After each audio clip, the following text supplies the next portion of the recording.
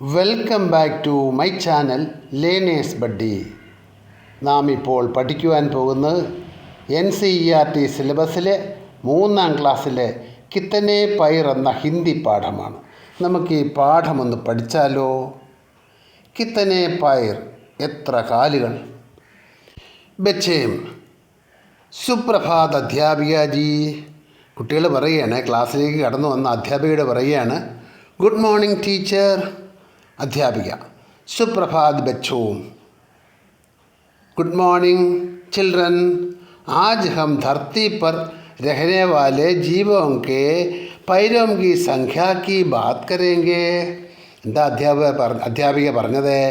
ആജ് ഹം, ഇന്ന് നമ്മൾ ധർത്തി പർ രഹനെ വാലെ, ഭൂമിയിൽ ജീവിക്കുന്ന ജീവോം കെ പൈരോം കി, ജീവികളുടെ കാലുകളുടെ സംഖ്യ കി ബാത്ത് കരേങ്കേ, എണ്ണം ഒന്ന് പറയാം. ജീവോം കെ പൈരോം കി സംഖ്യ, ജീവികളുടെ അല്ലെ ജന്തുക്കളുടെ കാലുകളുടെ സംഖ്യ ശൂന്യസയിലേക്ക് കർ, 0 മുതൽ കൈ സൗ തക് ഭി ഹോ സക്തി ഹേ, പല നൂറുകൾ വരെ ആകാം. 0 തൊട്ട് പല നൂറുകൾ വരെ ആകാം ഇവയുടെ കാലുകളുടെ എണ്ണം.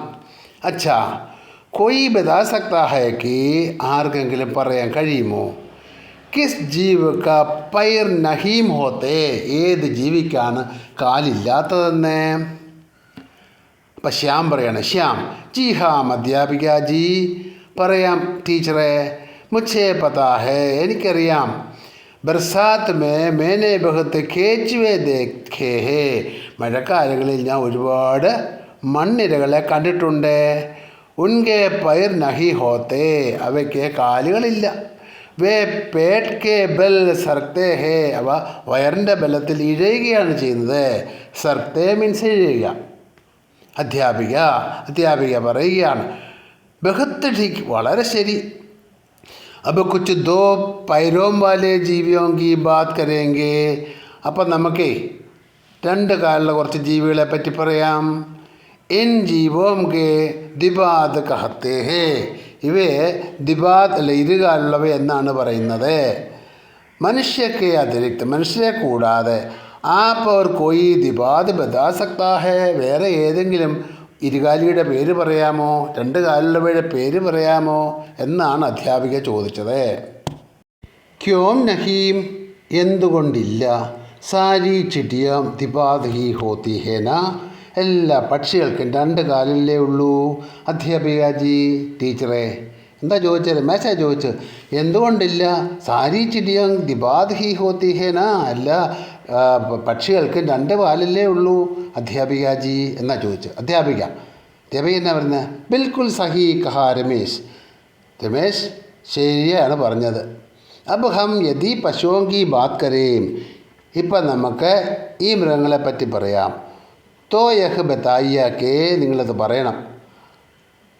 ആപ്നെ കഭി കിസി ഏസെ പശു കാ നാം സുനാ ഹേ, നിങ്ങൾ എന്തെങ്കിലും ഈ മൃഗത്തെ പറ്റി കേട്ടിട്ടുണ്ടോ? ജിസ്കെ ദോ ഹി പൈർ ഹോ, അവയ്ക്ക് 2 കാലേ ഉള്ളൂ.